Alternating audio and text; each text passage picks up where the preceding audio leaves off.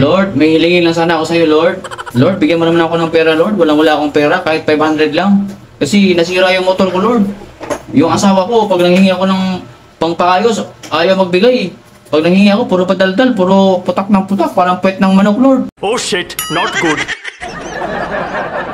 Ayan, Lord, sana ikaw na lang magbigay ng pera sa akin, Lord. Pampaayos, 500 lang, Lord.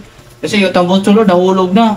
Yung preno, wala nang preno yung motor ko, Lord. Yung ilaw, pundi na lahat. Pudpud pa yung gulong.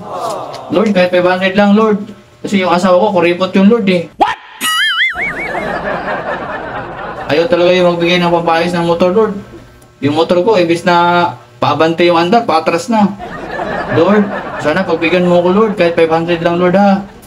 Kasi para maayos na yung motor ko, Lord. Yung asawa ko kasi gusto lang yun, sumakay ng sumakay. Pag masira na, ayaw naman magbigay ng pampaayos. Lord,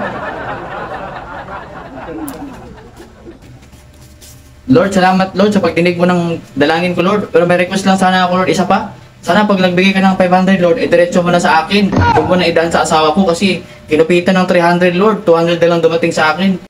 Putang ina. Lord ha, kasunod sa akin na lang idiretso para walang kupit. Nangungupit kasi yung asawa ko, Lord. 300 yung nakuha din niya. Maraming salamat, Lord. Sa 200, pwede na rin to. Makapagpagawa na ako ng motor nito, Lord. Thank you, Lord.